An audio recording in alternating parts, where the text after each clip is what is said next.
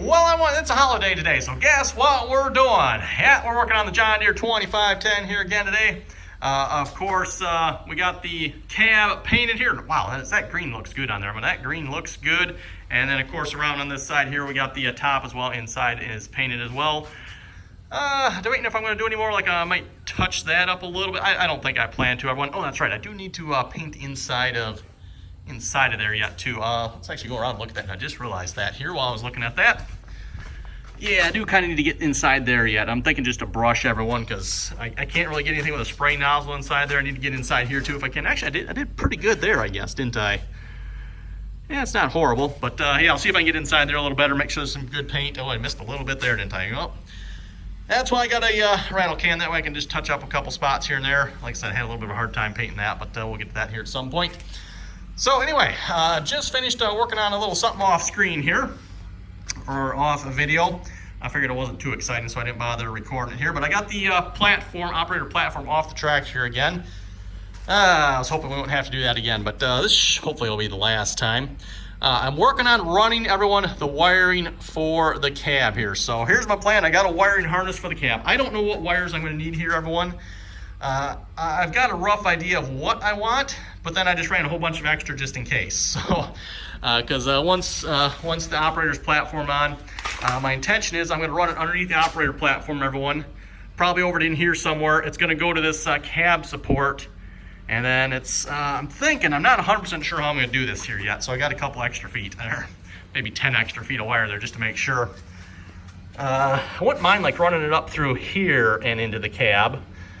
But I'm also thinking I might run it down here into the cab, and then thinking maybe like up this support here might be a good spot. Not sure, because there's not a whole lot of room here to run a support or to run wire up. I'm not sure if there's gonna be enough room for that. Whereas like over here, yes, there's a door here, but you really can't get in and out that door that I recall. So PTO levers there, brakes are there. Really difficult to get in and outside this door. So might just run it up this side, because there should, in theory, I think, if I remember correctly, quite a bit of room here, because the window latches down here, and there's nothing impeding here. So I might see if I can get it up this support here. That's what I'm thinking about. Again, pre-planning stages here, still kind of working it out. Really won't know until I get it on. Plus, if I do run it through here, I don't necessarily have to go through here. I can go right through there. There's a missing spot there.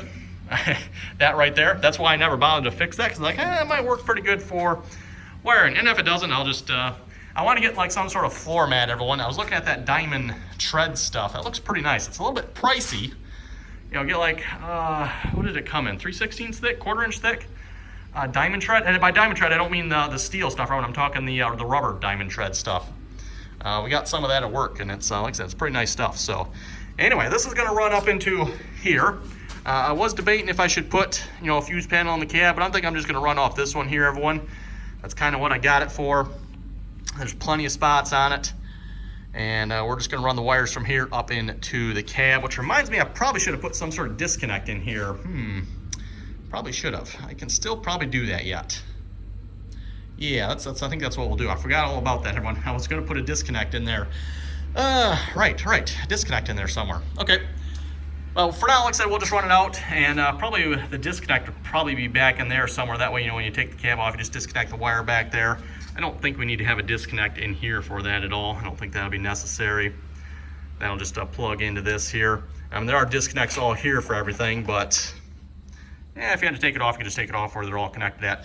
So anyway, we're gonna get this laid in there, and we should be good to put the platform's just laying up there, by the way. Put the platform back on, and not sure what else next. I haven't gotten that far, everyone. Probably should start tightening up some of this wire. And I want to get, maybe just zip tie some of this stuff up here. I really need to organize this rat's nest. I'll maybe work on that next. And then we can maybe put like everything back on as far as shields, covers, and maybe the cab might go on. Probably not today. I don't think we'll make it that far, but never know.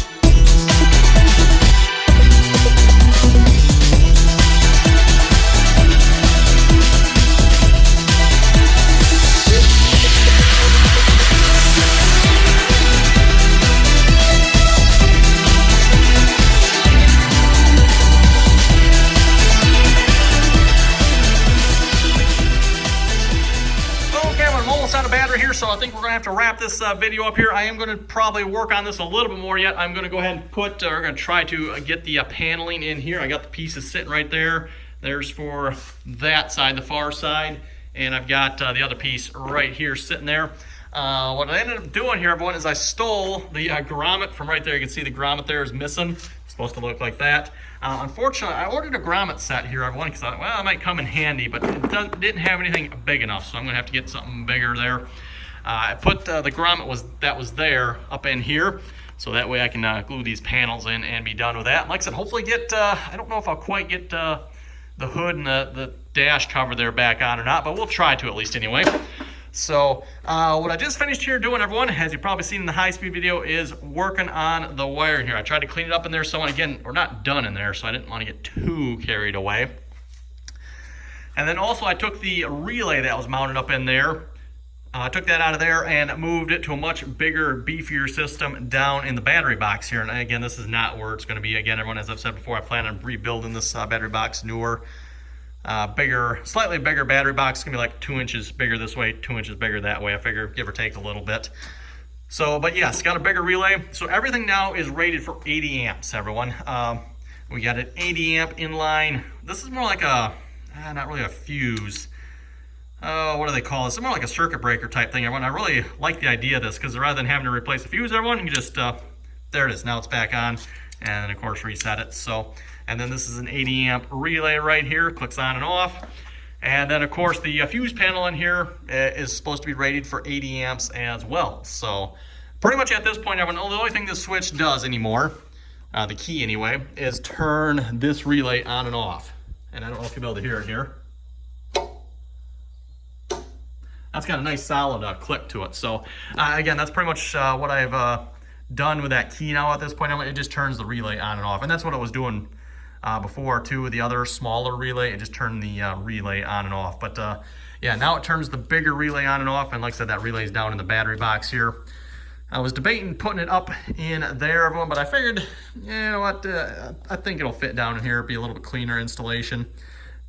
And then, yeah, we got the powers running up through this wire here into there. And like I said, that goes to the fuse panel where it splits out to wherever it needs to go.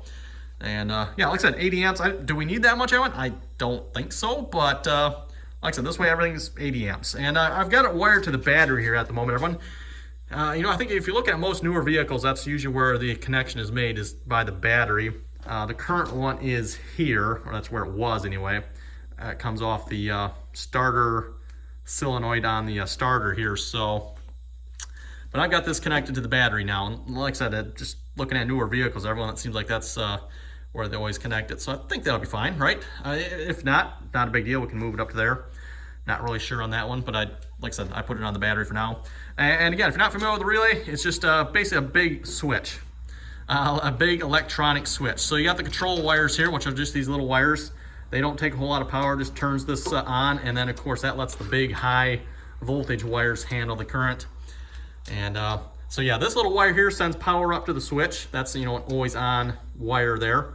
So there's always power up at the switch. And then this blue wire is the return wire to this relay, and then the black is just a ground wire there. And I've just got it bolted up there for now. So anyway, like I said, everyone, battery's dying here. Better wrap it up. I'm going to probably go ahead and get the paneling in there. I don't know if I'm going to do anything else with that or not. And yeah, I don't think I'll quite get the hood on yet. So you folks probably won't miss that. So anyway, everyone, thanks for watching. Comments or questions, be sure to leave them below. Got any suggestions for this, throw them down below as well. If you think I need to do something different here. I got plenty of extra wire that's going to get trimmed up here at some point, just for now, getting everything situated. And again, like I said, I'm going to replace the battery box, so I want to leave a little extra wire. So yeah, everyone, thanks for watching, and until next time.